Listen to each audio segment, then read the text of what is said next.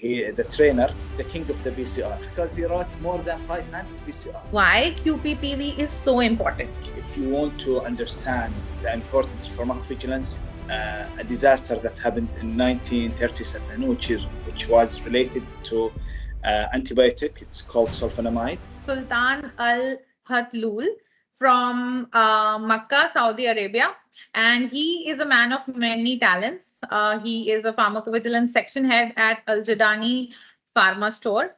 He is also a member of board certified medical affairs specialist provided by the Accreditation Council of Medical Affairs, also known as ACMA.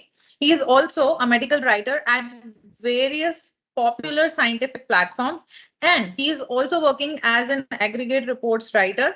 Then right now, if we talk about him in his current job roles, he's working as a QPPV at the JEDCO International for Pharmaceuticals. So we have a great guest on our podcast today who's going to throw a lot of light on the topics related to the pharmacovigilance field, the career in pharmacovigilance, how to become a QPPV, and lots of many things. Okay, so I'm going to hand the mic over to Sultan. Please introduce yourself and please talk to our audience. Thank you very much, Mithali, for this generous introduction. I graduated from College of Pharmacy at Qasim University. It's in Saudi Arabia, and the program was Pharm D program, which is focusing on clinical study. I have an early interest regarding pharmacovigilance and regulatory affairs specialist since I was studying at that program. So in that time, I was trying to enrich my knowledge regarding. I read a lot of articles and papers which is related to pharmacovigilance and medication safety.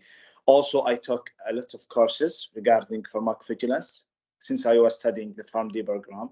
Also, I tried to build a good relationship with the executive leaders in the field of pharma and in the field of clinical research organizations. So I have a lot of relationship that I was focusing since I was studying the PharmD program. So yeah, I graduated at 2020 from Qasim University. After that, I complete my internship year, which was focusing on clinical aspects. After I finished the internship year, I joined Al Jadani Pharma Store.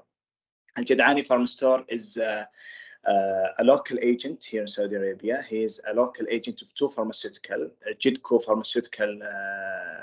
International Pharmaceutical Company, as well as Calsix. Calsix is Latvia.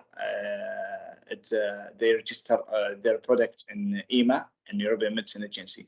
So we are representing them as a local agent here in Saudi Arabia. So I am mainly focusing on these two companies, and I am the qualified person for pharmacovigilance and doing the local activities for pharmacovigilance for these two pharmaceutical companies. Yeah. That is amazing. So, when I started my career in pharmacovigilance 5 years ago, I had no idea that there is some term known as QPPV that is so important and so hyped in our industry, in clinical research organizations. But being in the industry from past 5 years, I've realized that every clinical organization requires their own QPPV. So you're like the star, the unsaid star in the pharmacovigilance sector. And that is why we are behind you today. And we want you on this podcast to reveal all the details about why QPPV is so important. And, why is it inevitable to have a QPPV in any pharmacovigilance project? So let's start from there. Yeah, that's a good question. I think if you want to understand the importance of pharmacovigilance, I think it's really important to understanding the historical context of the regulation behind the pharmacovigilance. So it's really important to remember a disaster that happened in 1937, which was related to antibiotic. It's called sulfonamide. The thalidomide disaster. Yes. Okay. The problem was sulfonamide was with the solubilizing agent that was used with the which is diethylene glycol, and that unsafe solubilizing agent was leading to more than 100 cases of death. And the other disaster happened in at the middle of the last century, which was related to a drug that was targeted a pregnant woman. Any pregnant woman. Thalidomide disaster you're talking about, right? Yes, you're right. Thalidomide disaster is simply that a lot of pregnant women suffering from nausea and vomiting, and morning sickness. That's normal. However, the abnormal part was they consuming thalidomide, and a lot of it was marketed in 1956. Okay, and in 1961, it was a scientist, Australian scientist, discovered that there is a causality between consuming thalidomide and a lot of malformation in the limbs of the infants. So after that, the stringent regulation starting to appear in order to regulate the marketing of drugs. I think there is in that a bad experience. We have there is a good lesson from that bad experience. Sorry, the United States position in that disaster. There is a scientist who was working at the USFDA. Her name is Fulhan Kelsey, I think, and she prevent the drug from entering the United States because she said that there's insufficient data that support the use of that drug in a pregnant woman. And the pregnant woman who in the United States were lucky because of that scientist. So that's a good lesson. And after that, the regulation starting to appear, and year after year, the regulation become more strong and more mature. And some people may be wondering that what is pharmacovigilance? So pharmacovigilance, as by WHO, it's a science and activity relating to detection, assessment, understanding, and the prevention of adverse drug reaction. So it's a science. Here, that's a science. That science including many activities. These activities aiming to detect at the first place. We are hoping that we detect that adverse drug reaction. We know that there is a specific adverse drug reaction. After we know that there is a specific drug reaction, we will work to assess and evaluate that adverse drug reaction in terms of seriousness assessment, as well as causality assessment and correlation assessment as well. So once I detect that adverse drug reaction, now I evaluate that adverse drug reaction. After that, I have to understand the scientific fact behind that adverse drug reaction, and the most important step to prevent that adverse drug reaction or control adverse drug reaction. So that's a very important science, and I think we understand the importance of that science in the last COVID-19. And a lot of that. Yes, of course. Yeah. I think it's a good lesson. Yeah, exactly. So thank you for talking about what pharmacovigilance is as well. I guess our audience needs to understand why pharmacovigilance is so important, because many of the people think that pharmacovigilance comes into place when the drug is launched in the market. Okay, they don't know that pharmacovigilance actually begins from clinical trial phase itself. So there is a misconception where people think that only when the drug will pass the phase 4 trial and post-marketing surveillance, and it will be distributed in the market, and it will be sold in the market, it will be launched in the market, only then we will start collecting the ADR reports and monitoring the ADRs that are happening due to different drugs. But this is a slight misinformation that the personals or the healthcare professionals or pharmacy professionals have, that they don't know the fact that right from the beginning of clinical trials itself, we are monitoring each and every adverse drug reaction that is happening to any of the patients that are consuming any kind of pharmaceutical products. Right. Yes. So, Yes. Yes. Go on, please. yeah. You want to add something to this? Please go ahead. Yes. Yeah. Yes, you're Okay. right. Importance of the pharmacovigilance starting from early phase clinical trials. However, the importance of pharmacovigilance come specifically in post-marketing. It's really important because it's filling the gap that regarding the clinical trial itself. Because in clinical trials, the number of patients, it's not even comparable to the people who will consume the drug post-marketing.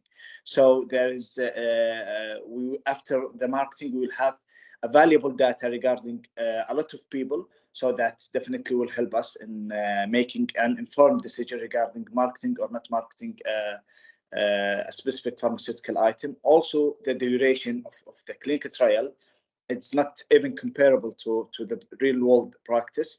So the clinical trials, let's say at maximum, will take 2 years, 3 years.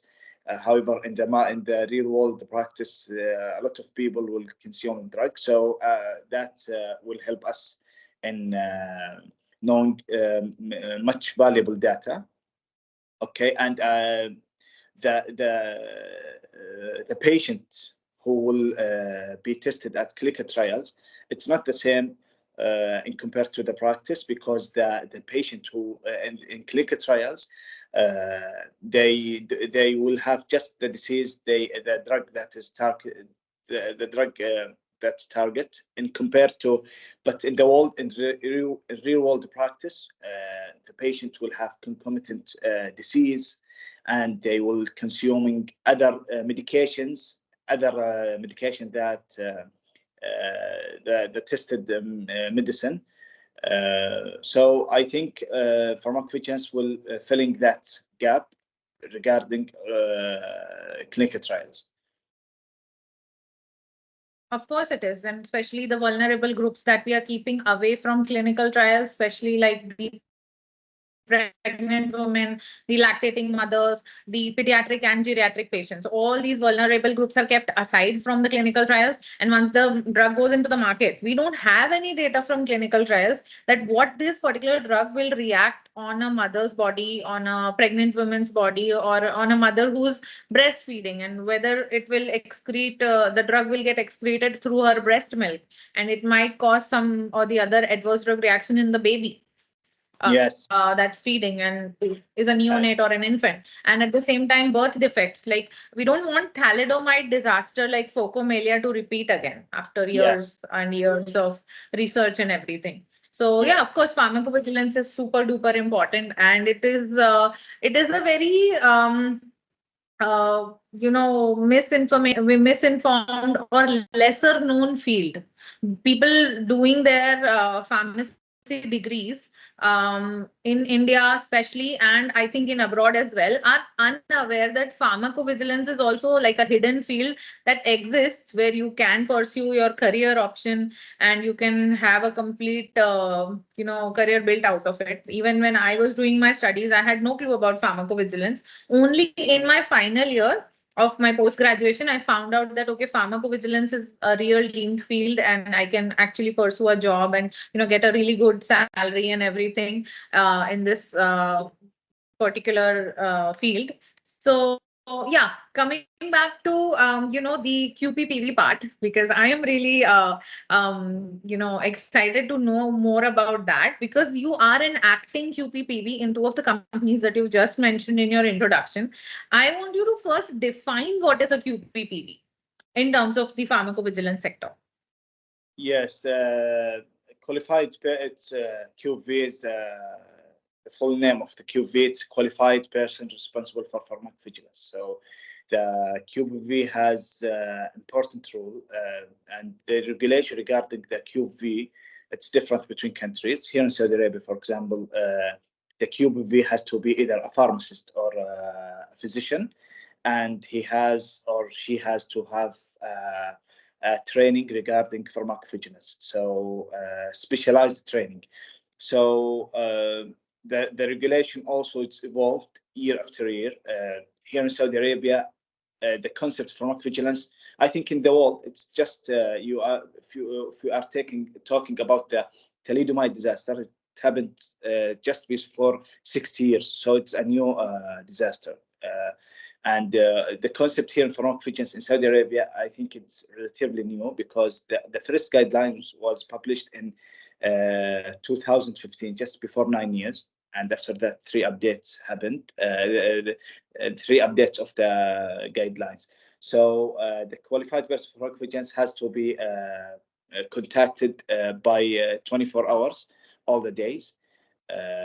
He has he has to do many activities regarding the pharmacovigilance and science of pharmacovigilance.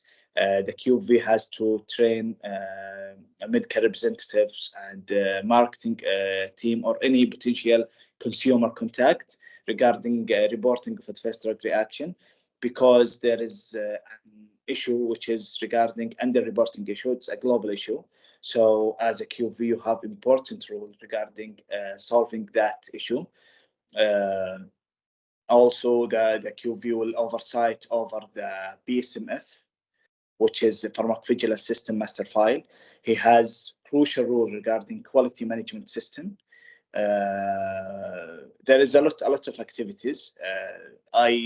Yesterday I read a good terms that's literally applied on a QV, which is the QV has to have the 360-degree oversight of the BB system, because that system is composed of many parts. So that parts need to. Okay.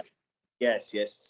So I think I think it's important for any QV or anyone who want to have enter this field. I think it's important to focusing on two things. The first one is to improving your managerial and leadership skills, because eventually you are managing a system, and that system composed of many parts, and it's really important to improving your managerial skills, as well as I think it's really important to improve your technical skills. You have a plan to improve in technical and scientific skills, which is related to pharmacovigilance, like how to submission of ICSRs, PCRs, how to evaluate, how to do causality assessment, how to etc. So I think it's really important to focusing in two fields, because you are in a business. Yes, you are in a business field, so it's really crucial to improving your and you are a part of the company, so you will contact with many people. So it's really important to improve your communication skills, etc. So I hope that by your curiosity. Yeah, of course. Yes. But like you said, that QPPV has to be like on 360-degree awareness of what is going on regarding the reports and different kinds of ADR reports and everything that is coming your way. So I think QPPV is more like the eyes and ears of any pharmacovigilance system. If I'm not wrong, we can sum it up. Long story short, right? Yeah. Sorry, I didn't get the last point. I'm saying that we can say, or we can quote that a QPPV is more like the eyes and ears of a pharmacovigilance system. Yes, yeah? Yes, it's the most. Yes, regarding pharmacovigilance, it's the most important position, and it's because he will responsible about an important file which is related to medication safety and pharmacovigilance. So it's a huge responsibility. So yes, you will be in contract. You will be working with the regulatory bodies, with the decision maker in your company. So yes, it's a crucial role. It's very important and critical role, and you have to have a good set of skills in order to fill that position effectively. Okay, so my next question regarding the same is QPPV only responsible for performing different job roles and duties, or does a QPPV also have some decision-making authority, regarding any of the aspects in pharmacovigilance? Yeah, I think. I think the QV has to. He is a part of the company, so he is a part of the decision-making process. And I will tell you a story, that personal Okay. story. Yeah. Yes. Uh, Please go yes. ahead. My when I just joined the company 1 year later, the company were decide to manufacture a specific pharmaceutical item I cannot disclose, and they asked me about my opinion regarding the safety profile of that pharmaceutical item, and I give them a short summary of the effectiveness, the safety profile of that pharmaceutical item, and after that I give them my recommendation and the conclusion of that, of either manufacturing or not manufacturing that pharmaceutical item. And it was a very valuable, as they said. It helped them a lot. And yes, you the QV has, because he is the, let's say, expert of the safety profile. So, so his opinion, or the QV opinion, is very important regarding many decisions, and you can imagine that, because they will manufacture, they will your opinion and your recommendation is play important role regarding manufacturing a specific pharmaceutical item. So it's yes, it's a crucial role, I think. Yeah. So you're saying that according to the information that you replied with in the company regarding the safety and percentage efficacy profiles of that drug or that pharmaceutical item, they stopped the manufacturing, or they like postponed it depending on That, the reports. yeah, Yeah. because that item has many concerns, so they Okay. don't to manufacture something that will cause headache to the company, because eventually Yes. the business field, so they want Right. to manufacture something that is safe and effective. And Definitely. safety profile, it's important for the decision maker at the company to understanding the safety profile of that drug in order to make informed decision regarding either manufacture or not manufacture that pharmaceutical item. So I searched a lot and I read a lot of papers at that time, and Okay. I asked a lot of consultants and experts Mhm. in that field, and I draw a conclusion. I hope, and I think it satisfied their needs and regarding that issue. Okay. Okay, great. Okay. So these personal insights and the examples of your work life that you're sharing with us on the podcast, I understand that you cannot share the specific details regarding the client or the product names, which is very much fine with us, because the overall intent of this podcast is to understand how the work goes around in pharmacovigilance fields, as well as what are the roles performed by the QPPVs.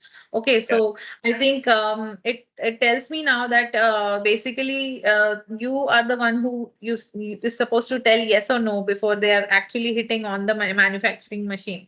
If they're supposed to punch tablets or not, they have to call Sultan, and So he'll be that, telling, "Okay, fine, you no, no, can let the batch ready." No, I'm just no, kidding. I'm just kidding. yeah, Yeah. Yeah, I know.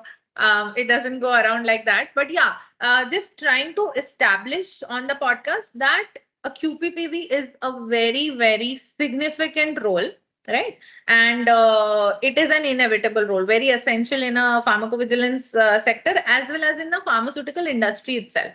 Right. yes. So, moving ahead, I want to ask you, like, if a student, okay, anywhere globally, any student from India or from Saudi Arabia, or globally any student who's pursuing any of the pharmacy degrees currently, whether it's a bachelor's degree, master's degree, or a doctorate of pharmacy, or whatever degrees they're pursuing, what are the technical skills they should focus on from the very beginning, so that, if they're planning to become a pharmacovigilance specialist or executive in future, if they're planning to come into pharmacovigilance as a job or any persuasion, so what are the technical skills they should work on? I think it's really important to focusing on, first of all, knowing the theoretical concepts of pharmacovigilance, what's the pharmacovigilance, and etc. Also, it's important to focusing on individual case safety report, how to manage that individual case safety report. That's also a crucial concept, and I think it's difficult to giving advice to as I didn't know the audience maybe from Saudi Arabia, from India, from I didn't know. So it's based on the country and the based on the based a lot of factors that will govern that advice. So, however, I think the most crucial advice that will fit, I think, every place. It's really important to convince the decision maker that you are a perfect candidate for that position. So, how to convince them? I think it's different between the countries, between the companies and the organization itself. All right. But and, but in general, yeah. I think in general they have to.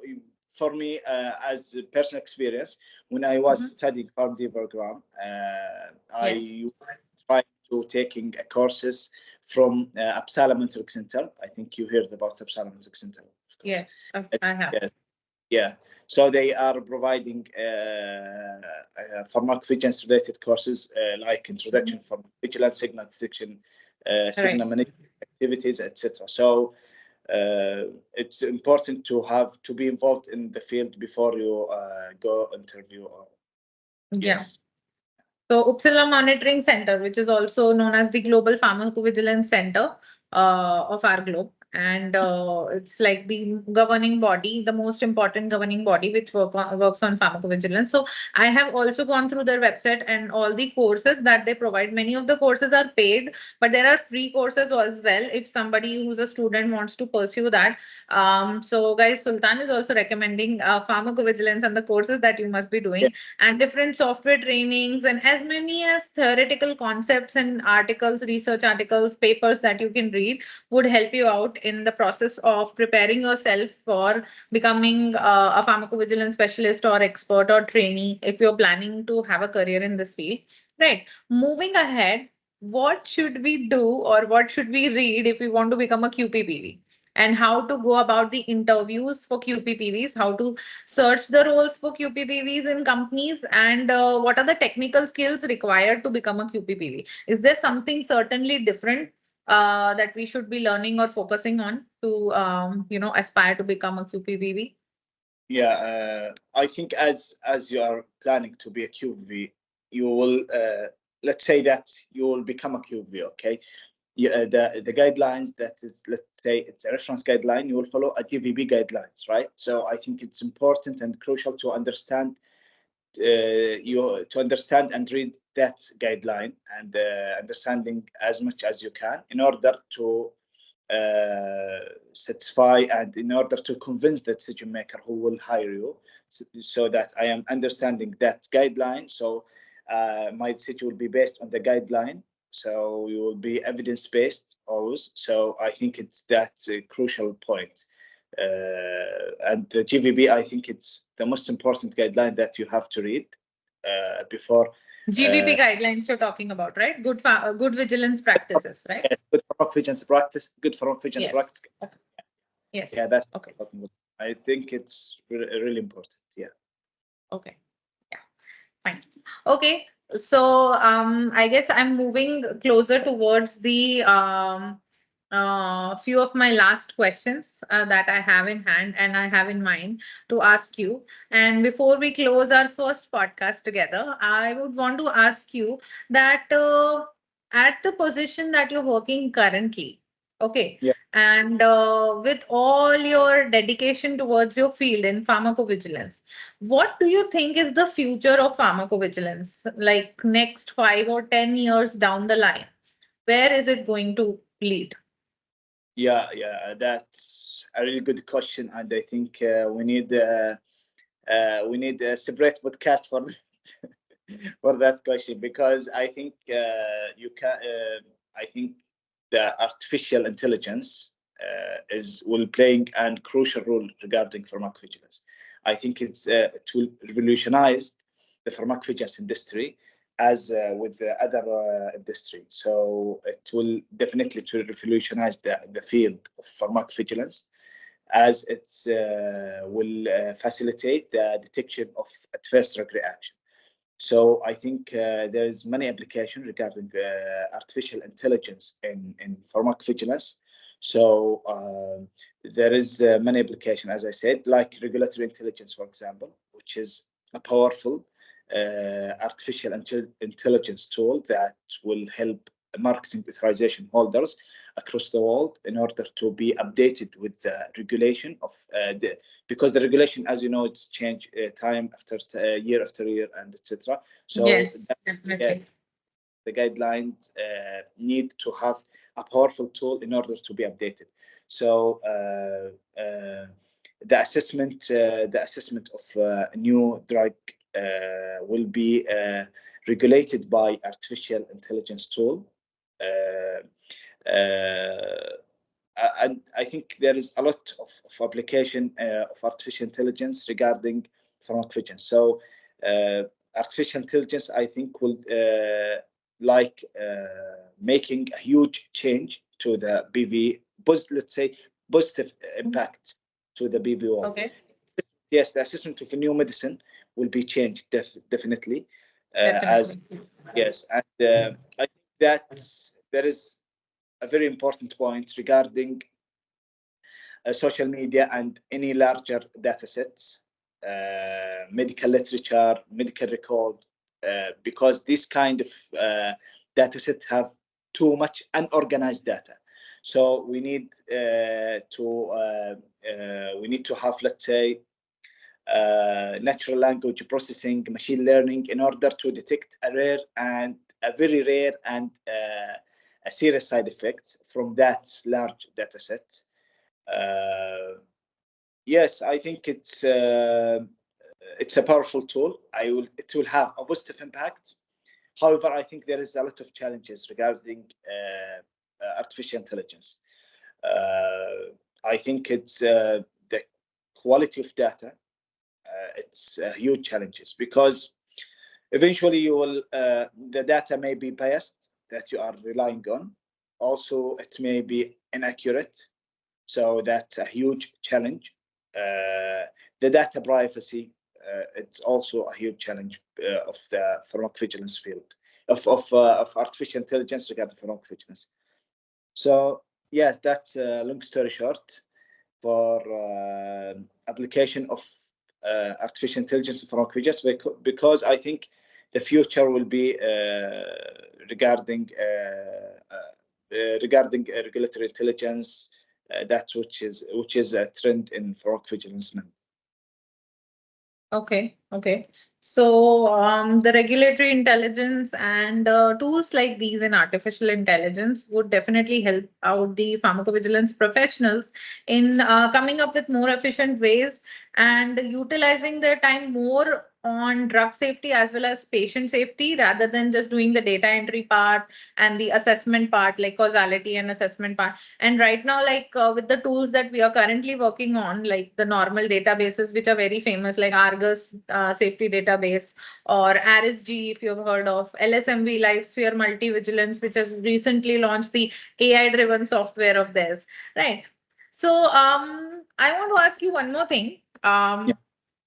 Many of the students that I come across who are currently pursuing pharmacy as a degree course, and recently in the social media and everywhere on YouTube or any other social media platforms, it is very easy to hear the concept. Many of the jobs and many of the professions are being erased by artificial intelligence.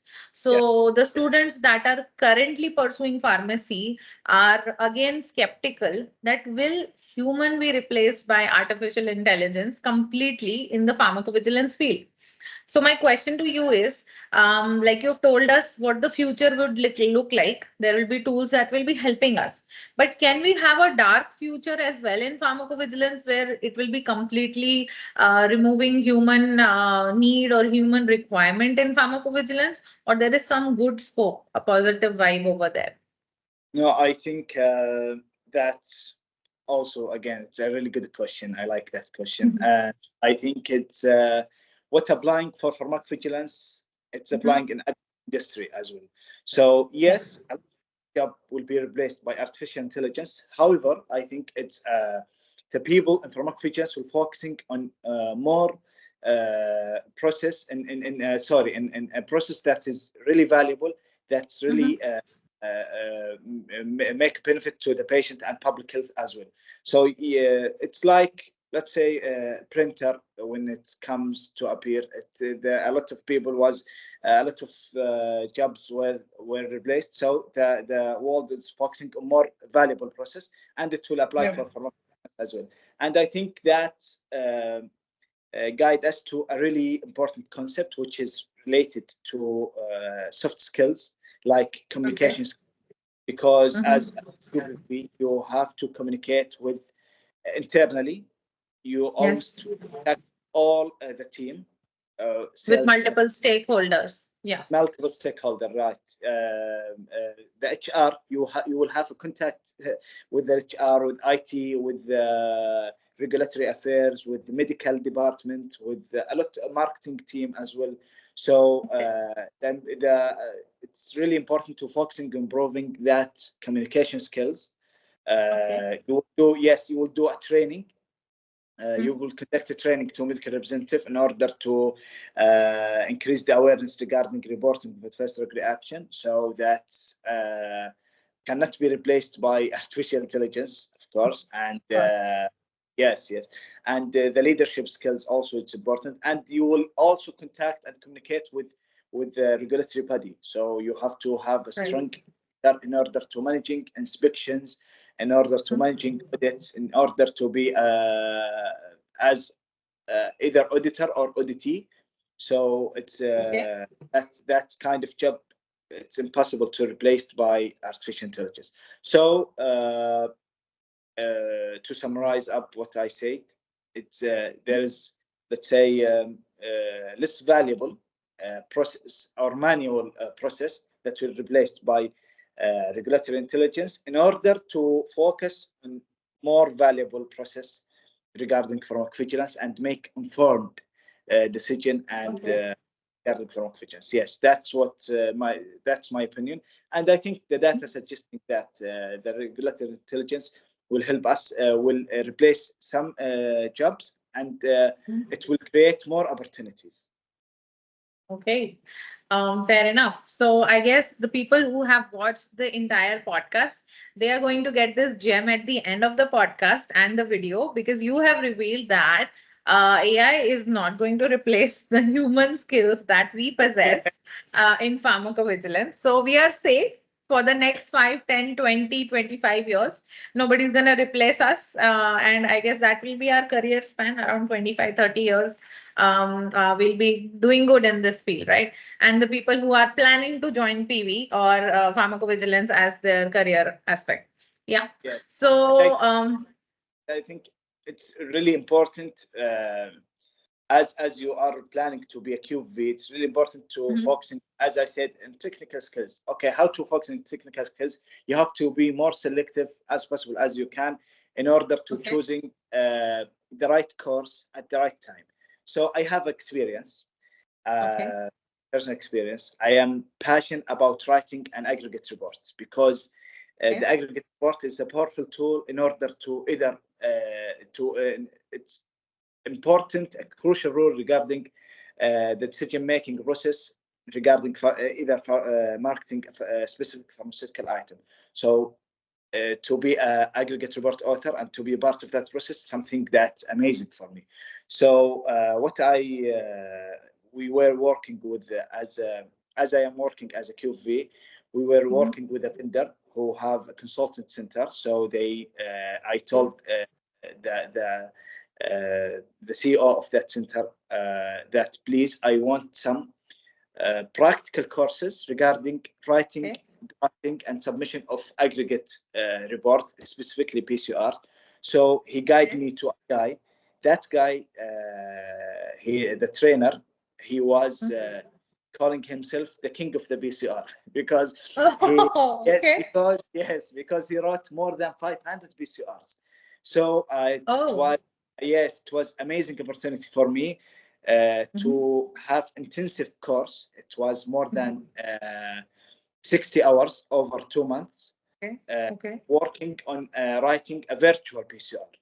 So I Okay. told that consultant, please, I don't want something theory. I can read the guideline. It's easy for me to read the guideline, but I want something practice.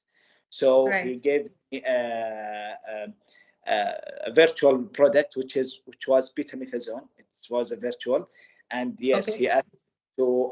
We wrote section by section. And by the end of that workshop, I wrote virtual PCR. So I think it's really important to be selective and to learn something that's really valuable and really practical.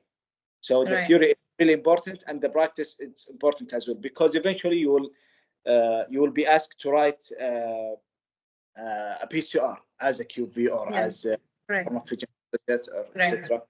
So it's really important to have a practical experience. So I think the training field which is related to the pharmacovigilance, I think there is, I don't know, it's a lobby because some courses just wasting your time, and by the end of that courses you will feel that you're depressed.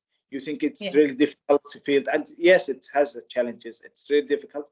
However, I think there is problem regarding choosing the right course. Right. So exactly. Yes, you can contact with any technical expert and tell him and invest money and tell that technical, please, I want to improve my skill regarding submission of individual case. How to I want to a real practice, and yes, a lot of people will be happy to help you, and I think you have to invest some money regarding choosing the right technical, let's say, expert, and that's my advice regarding improving your career and related to pharmacovigilance. Right, exactly. So I guess your trainer, who's written like 500 periodic safety update reports, must call himself the king of PSUR. I mean, hands up to him and hats off to him. Yes. And he submitted a lot of PCR to European Medicine Agency and to USFDA. So he has a lot of such tremendous valuable amount of experience. Yes. That lead to call himself king of the PCR. Yeah, of course. I would like to know all the details about this guy once we are stopping the recording, and I would love to know more about the course. He's from by the way, he's from India, and I have a lot of Indian friends. Okay. All right.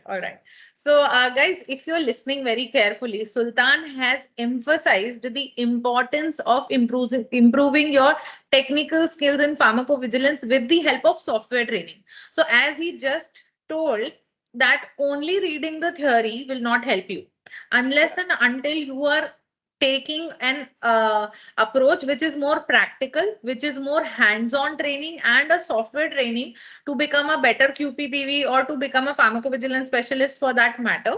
If you are planning a career in pharmacovigilance or any of the domains which belong to software trainings or software tasks or jobs, you must do the training accordingly, and a more practical approach will help you develop your skills in real, rather than just taking courses for free, or courses which are providing you certificates and only theoretical knowledge. Just providing you some notes and study material will not just help you out. Okay, so I think, as let's think from other perspective, from the decision maker perspective. I will know definitely that you are talking a course that's wasting your time and my time as well. And if you or if you are taking a course that's very valuable, that will very help us in the company in order to be compliant with the regulation. Right, exactly. Okay, so one last question, Sultan. That would be, before we end the podcast today, that would be, what message would you want to give to the budding pharmacists and to the budding scientists that are going to, pass out in 2024 or in 2025, and they're planning to become pharmacovigilance experts in their near future? What is the message that would you want to give? Yeah, I think, as I said, it's really important to, that's what I am working on. It's really important to improve your managerial skills and technical skills. And I think by improving managerial skills, don't be, yeah, I think there is a lot of methodology in order to improve your managerial skills. And I think Okay. the most important thing is to have a feedback regarding any behavior that you are doing. So I have also a personal experience regarding managerial skills. I'm always focusing on improving my leadership skills. So my Okay. brother, I have, let's say, my own philosophy regarding this subject. My brother is, he is a decision maker. He is a general manager in the Ministry of Health in Saudi Arabia. So he's one Oh, of, and he's one of the, let's say, decision maker in that ministry. So he has okay. quality, Mhm. high quality skill, high level of quality skills of quality. Okay. Yes, Mhm. he's very qualified in management and leadership. So I Okay. think if I sit with my brother for, let's say, 2 hours just talking and asking him, I think that is very beneficial. In Right. compared to, yes, don't that's very beneficial, as well as the theoretical courses. It's important reading a lot of books. That will definitely moving you to another level. Also, that's from one perspective. The other perspective is focusing on the technical skills, as I said, and choosing the right one at the right time. It's also a crucial thing. So that's my advice to anyone who want to enter that field. So I guess the most of the Alhathloul family is devoting and dedicating their time and their life towards pharmacovigilance, and we would like to have more members of your family over the podcast for gaining more knowledge. Yeah. So thank you very much, Sultan, for all the beautiful insights and the true information that you have shared with us over here. I got to learn so many things, and as I've told you, I'm aspiring secretly to become a QPPV. So I'm going to stay on talking to you more later on. And I will be trying to get more knowledge from you on this. And and the audience is going to benefit a lot because of you have heartily shared everything that you have currently in your expertise. So thank you so much for that. But before we leave, Yeah, as you have requested that you want the subtitles of this video and this podcast to come in Arabic as well, I have talked to my team and we'll be working on that. So, yeah, hello to all the Saudi Arab friends. And if you like this podcast, please do subscribe our channel. We'll be meeting more with Sultan and his brother to make more podcast on PV and lots of information details. And of course, guys, everyone and the entire audience who is watching this podcast today, I just want to mention that Sultan is working really hard on, creating awareness and spreading information regarding pharmacovigilance. He has a channel on Twitter. The name is Drug Safety something something. I will sure. leave it to him. He will introduce the channel name. And I just want you guys to just go on Twitter or X, whatever you like best calling it, but go to that social media platform, Twitter or X, and follow his channel because he keeps on posting really valuable information regarding pharmacovigilance field. Okay, Sultan, can you just name your channel, please? Yes, the drug story and Twitter, and Drug Story. yes, yeah, Okay. I think this experience inspired me to write and publish in English because in the I was focusing, and I am still focusing on enriching the Arabic content on the social media Okay. because Okay. yes, because the Arabic the Arabic content in social media and compared to English, it's not even comparable. So I am trying Okay. to that gap. So, but I think after this experience, this experience helped inspired me to publish and write in English. So Okay. thank you for this good experience. Yeah, we are also very overwhelmed and thankful for you to make out time for us and coming to the Pharma Daily podcast. And thank you so much for being here.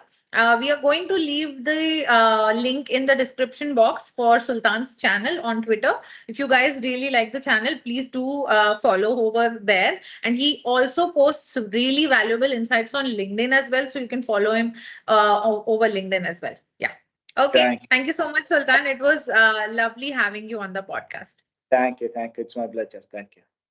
Have a nice day. Thank you. Thank you. Thank you so much.